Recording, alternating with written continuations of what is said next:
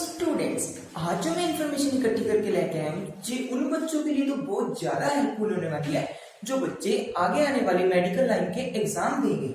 मेरा मतलब उन्हीं बच्चों से है जो गवर्नमेंट जॉब के लिए अप्लाई करेंगे या किसी हॉस्पिटल में या किसी और मेडिकल लाइन में एग्जाम की प्रेपरेशन कर रहे हैं। उनके लिए आसान और सिंपल वे में कुछ इंपॉर्टेंट क्वेश्चंस आपके लिए ढूंढ के लेके आया हूँ। तो चलिए आज का लेक्चर शुरू करते हैं। आज का हमारा जो टॉपिक है वो है एंटीडोट्स। एंटीडोट्स स्टूडेंट्स, एंटीडोट्स क्या होते हैं? The drug which contract the poison. मतलब अगर किसी पेशेंट को पॉइजनिंग हो जाती है उसको ट्रीट करने के लिए जो मेडिसिन यूज की जाती है और कॉन्ट्रैक्ट करने के लिए जो मेडिसिन यूज की जाती है उसे कहा जाता है एंटीडोट्स। तो पहले हम देखते हैं एग्जामिनर कैसे पूछता है। एग्जामिनर क्वेश्चन करेगा कि नेम द यूनिवर्सल एंटीडोट। तो मैं आपके लिए 3 यूनिवर्सल एंटीडोट ढूंढ के लेके आया हूं। अगर एग्जाम में ऐसा क्वेश्चन आया कि name the universal antidote, MgO, tannic acid, then activated charcoal. Student, MgO में magnesium oxide, tannic acid and activated charcoal, ये जो 3 है ये हमारे यूनिवर्सल एंटीडोट है।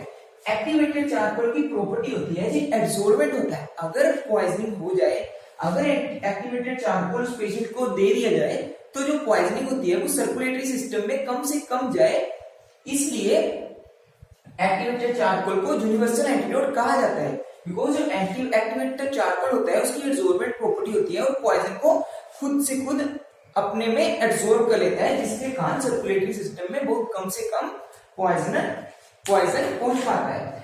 आगे हम बात करते हैं मशरूम के बारे में। मशरूम, आप में से बहुत से बच्चों ने मशरूम खाया होगा, जिन्होंने नहीं भी खाया होगा उन्होंने इस सब्जी के बारे में सुना तो होगा। अब हम बात करेंगे मशरूम क्या होता है अगर मशरूम की पॉइजनिंग हो जाए। अगर मशरूम की पॉइजनिंग हो जाती है उसके लिए जो एंटीडोट होता है वो होता है एट्रोपिन। अगर मेडिकल लाइन के स्टूडेंट्स ने थोड़ा बहुत पढ़ा होगा एट्रोपिन के बारे में, तो एट्रोपिन हमारा इमरजेंसी ड्रग्स में इंक्लूड होता है। जब कोई भी पेशेंट आता है जिसे एनाफाइलेटिक शॉक होता है उसको भी ट्रीट करने के लिए एट्रोपिन दिया जाता है।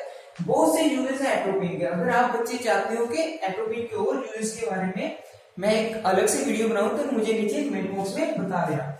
एट्रोपिन, इस वीडियो में आपको बताऊंगा कि एट्रोपिन जो है प्री ऑपरेटिव ट्रीटमेंट के लिए भी यूज किया जाता है। मतलब कि अगर ऑपरेट करना हो उसमें प्री ऑपरेटिव में एट्रोपिन का इंजेक्शन दिया जाता है। बिकॉज एट्रोपिन की ये प्रॉपर्टी भी है जो एंटीस्पाज्मोडिक होता है। मतलब जो सिक्रीशंस हो रही है हमारी बॉडी को उसको कम करने में हेल्प करता है, इसलिए डॉक्टर्स एट्रोपिन का इंजेक्शन प्री ऑपरेटिव तौर पे यूज करते हैं। बट क्या होगा अगर एट्रोपिन का इंजेक्शन और एट्रोपिन का ओवरडोज हो जाए? अगर एट्रोपिन का ओवरडोज होता है उसको ट्रीट करने के लिए हम यूज करते हैं फाइजोस्टिग्मीन।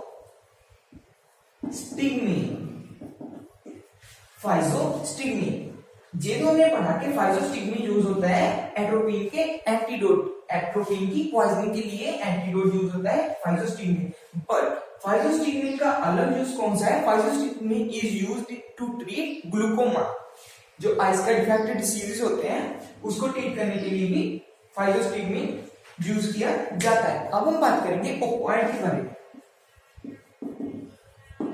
ओपियोइड क्या होता है? ओपियम के डेरिवेटिव वाली जो सभी ड्रग्स होती हैं वो ओपियोइड होती है। For example morphine, codeine, caffeine, methadone और ओपियोइड जो एनाल्जेसिक, ट्रामाडोल, ये सभी ओपियोइड के ही डेरिवेटिव्स हैं। बट क्या होगा अगर ओपियोइड का ओवरडोज हो जाए और ओपियोइड की पॉइजनिंग हो जाए? उसे ट्रीट कैसे करेंगे? उसे ट्रीट करने के लिए जो हमारे पास ड्रग है वो है नैलोक्सोन, NaLoxone, नैलोक्सोन। अब तक स्टूडेंट्स हमने पढ़ा 3 पॉइजनिंग के बारे में। अगर पॉइजनिंग होती है बेंजोडायजेपिन्स की,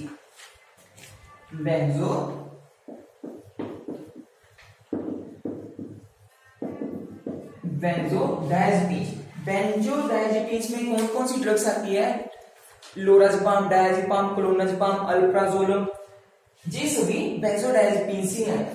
जब भी इनका यूज क्या होता है, anticonvulsant, hypnotic, sedative, antiepileptic. पर अगर सम टाइम पेशेंट आता है, कई बार पेशेंट आता है डॉक्टर के पास, अगर बोलता है अपने सिम्टम्स के बारे में कि उसे बहुत से दिनों से नींद नहीं आ रही रातों को, मतलब इंसोम्निया की प्रॉब्लम है, तो सम टाइम डॉक्टर उसे बेंजोडायज़ेपिन्स के मतलब डायज़ेपाम, लोराज़ेपाम के लो डोजेज से ट्रीटमेंट करना शुरू कर देते हैं, जिससे उसे रात को नींद आ जाए। बट पेशेंट की अनगेली के साथ अगर समटाइम उसने कभी ना कभी अगर उसे ओवरडोज कर लिया और उससे बेंजोडायज़ेपिन्स की पॉइजनिंग हो जाती है, तो उसे ट्रीट करने के लिए जो ड्रग होती है उसका नाम है फ्लूमाजेनिन। फ्लूमाजेनिन। आगे हम बात करेंगे कि हेपारिन के बारे में। हेपारिन जैसे कि बच्चों को पता होगा कि हेपारिन एंटीकोएगुलेंट होता है। हेपारिन की प्रॉपर्टी होती है कि एंटीकोएगुलेंट मींस कि अगर कहीं भी हमारे सर्कुलेटरी सिस्टम में क्लॉट बन गया हो, उसे ट्रीट करने के लिए हेपारिन का इस्तेमाल किया जाता है। पर क्या होगा अगर हेपारिन की पॉइजनिंग हो जाए, मतलब हेपारिन का ओवरडोज हो जाए, उसे ट्रीट करने के लिए हम कौन सी ड्रग देते हैं, प्रोटामीन सल्फेट। उसे ट्रीट करने के लिए हम देते हैं प्रोटामीन सल्फेट। इसी कैटेगरी एंटीकोएगुलेंट कैटेगरी की बात करते हैं वार्फारिन।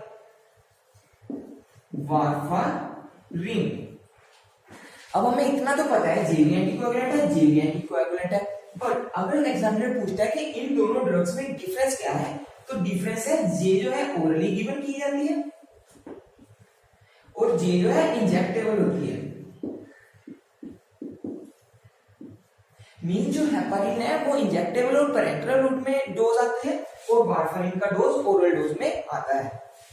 बट क्या होगा अगर वार्फारिन का ओवरडोज हो जाए, उसे ट्रीट करने के लिए होती है विटामिन के। विटामिन के। तो स्टूडेंट नेक्स्ट जो हमारी ड्रग है वो है स्ट्रेप्टोकाइनेज। नेक्स्ट जो हमारी ड्रग है वो है स्ट्रेप्टोकाइनेज। स्ट्रेप्टोकाइनेज और यूरोकाइनेज जो एंजाइम्स है, ये लाइफ सेविंग एंजाइम्स भी क्या रहता है, इन ड्रग्स को उन पेशेंट को ट्रीट करने के लिए दिया जाता है जो पेशेंट हार्ट फेलियर से जूझ रहे हो, मतलब जिनका हार्ट में और सर्कुलेटरी सिस्टम में कोई ना कोई क्लॉट आ गया हो और उसके कारण ब्लड प्रेशर बहुत ज्यादा तेजी से इंक्रीज हो रहा हो, तभी इंजेक्शन गिवन किया जाता है स्ट्रेप्टोकाइनेज और यूरोकाइनेज का, जिसके कारण पेशेंट का टेम्परेचर नॉर्मल आ जाता है और जो सर्कुलेटरी सिस्टम में क्लॉट बना होता है वो इजीली रिमूव हो जाता है, ब्लड इजीली सप्लाई होना फिर से नॉर्मली वे से स्टार्ट हो जाता है। बट क्या होता है अगर स्ट्रेप्टोकाइनेज की पॉइजनिंग और स्ट्रेप्टोकाइनेज का ओवरडोज चला जाए किसी पेशेंट को, उसके लिए जो एंटीडोट यूज किया जाता है वो होता है amino caproic acid. Amino caproic acid. अब हमारे पास नेक्स्ट कैटेगरी की ड्रग है लेड पॉइजनिंग। लेड पॉइजनिंग, अगर गलती से लेड पॉइजनिंग हो जाती है तो पेशेंट को ट्रीट करने के लिए हमारे पास 3 एंटीडोट होते हैं। एक होता है KMnO4 जिसे हम कहते हैं पोटाशियम परमैंगनेट, सेकंड होता है डाइमर कैप्रोल। डाइमर कैप्रोल का अनदर नेम क्या है, BAL। बहुत बार एग्जामिनर पूछता है कि डाइमर कैप्रोल का अदर नेम क्या है, नीचे ऑप्शन दिए जाते हैं, उस ऑप्शन में करेक्ट आंसर है BAL, जिसकी फुल फॉर्म है British anti lewisite. British anti lewisite. Lead poisoning को ट्रीट करने के लिए हमारे पास जो थर्ड एंटीडोट आता है वो है EDTA। स्टूडेंट्स आप बच्चों ने पढ़ा होगा कि EDTA चिलेटिंग एजेंट होता है, बट इसकी फुल फॉर्म क्या है, ethylene diamine tetra acetic acid. Ethylene diamine tetra acetic acid. अब हम बात करेंगे आर्सेनिक और मर्करी की पॉइजनिंग के बारे में। आर्सेनिक और मर्करी की पॉइजनिंग अगर किसी भी पेशेंट को हो जाए तो उसे ट्रीट करने के लिए हम गिवन करते हैं, जहां पे लिखते हैं अगर आर्सेनिक और मर्करी की पॉइजनिंग हो जाए, अगर आर्सेनिक और मर्करी की पॉइजनिंग हो जाए, उसे ट्रीट करने के लिए भी डाइमर कैप्रोल का इस्तेमाल किया जाता है। डाइमर कैप्रोल, फिर से वही क्वेश्चन, डाइमर कैप्रोल का संयोजन क्या था स्टूडेंट? BAL, मतलब British anti lewisite, British anti ल्यूसाइड।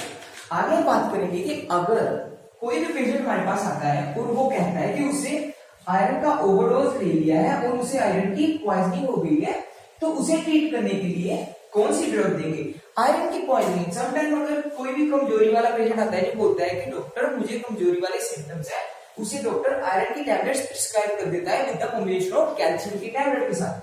पर अगर पेशेंट आयरन का ओवरडोज ले लेता है और उसे आयरन की पॉइजनिंग हो जाती है, तो उसे ट्रीट करने के लिए कौन सी ड्रग दी जाती है? डेफोरेक्सामिन।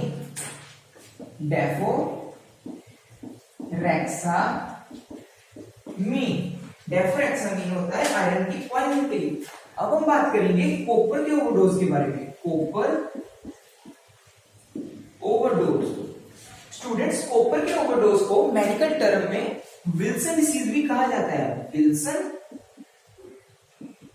डिसीज।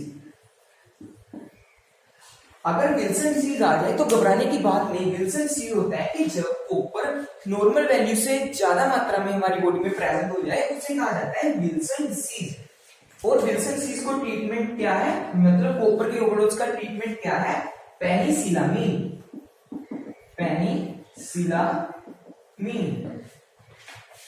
तो जहां तक हमने बात की इन पॉइजनिंग के बारे में, अब हम बात करेंगे कि अगर पॉइजनिंग होती है हमारी कीटनाशक दवाइयों के कारण, जो होते हैं इंसेक्टिसाइडल। इंसेक्टिसाइडल के अगर आपने उसके ऊपर क्वेश्चन दिया जाता है, उसे लेवल को पढ़ा होगा, तो वहां पे लिखा जाता है कि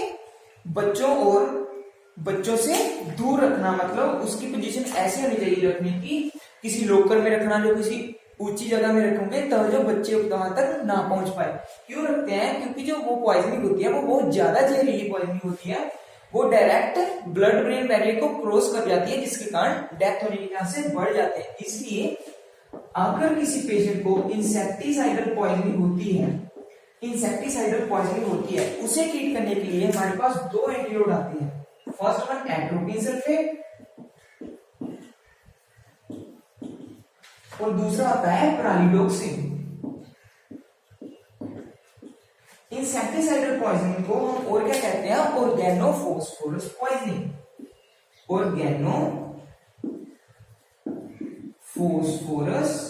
पॉइजनिंग। अगर गलती से इंसेक्टिसाइडल पॉइजनिंग हो जाती है तो हमारे पास जो ड्रग्स है एट्रोपिन सल्फेट एंड प्रालिडोक्सिन, इससे इस पॉइजनिंग को ट्रीट किया जा सकता है। अब हम बात करते हैं अगर पॉइजनिंग हो जाए एसिटामाइनोफेन की।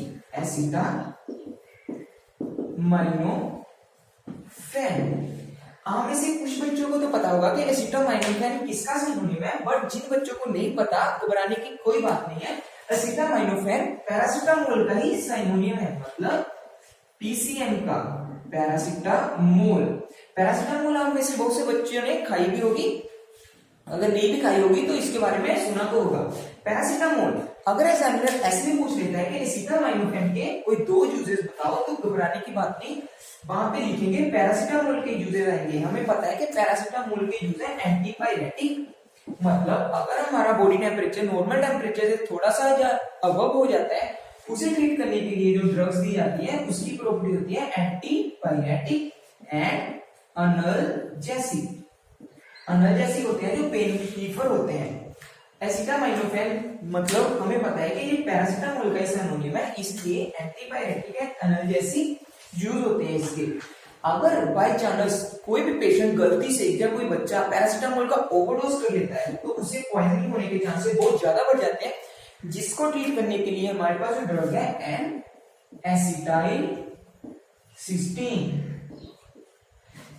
एसिटाइलसिस्टीन। ये तो हमने बात कर ली कि अगर पैरासिटामोल की पॉइजनिंग होती है। अगर पॉइजनिंग होती है मिथानोल, अगर पॉइजनिंग होती है मिथानोल की, मिथानोल पॉइजनिंग, जैसा कि आप बच्चों ने पढ़ा होगा कि जो इथानोल होती है वो सैनिटाइजर में भी यूज होती है, बट जो मिथानोल अल्कोहल होती है वो हार्पिक, लाइजोल जो डिसइंफेक्टेंट आते हैं उनमें यूज होती है। मिथानोइक एसिड और फॉर्मिक एसिड बीज भी कैरी करके चलती हैं, बीज जिसे हम मधुमक्खी बोलते हैं और येलो बीज। अगर समटाइम मिथानोल की पॉइजनिंग पेशेंट को हो जाए तो क्या होता है कि ब्रेन डिप्रेस करने में बहुत ज्यादा सक्षम रहती है, बिकॉज जो मिथानोल होती है ना इजीली ब्लड ब्रेन बैरियर को क्रॉस कर जाती है, जिसके कारण पेशेंट को ब्रेन की बहुत ज्यादा डिसऑर्डर शो होने लगते हैं। इसलिए इसे ट्रीट करने के लिए जो एंटीडोट है वो है फोमेपाइजोल। मिथानोल की पॉइजनिंग को ट्रीट करने के लिए हमारे पास है फोमेपाइजोल। तो स्टूडेंट्स इस लेक्चर में हमने वो सभी एंटीडोट्स कवर किए हैं जो इंपॉर्टेंट एंटीडोट्स हैं आगे आने वाले एग्जाम्स के लिए। सो इस लेक्चर में बस इतना ही, मिलते हैं अपने नेक्स्ट लेक्चर में थोड़ी और इंपॉर्टेंट इंफॉर्मेशन के साथ। Thank you.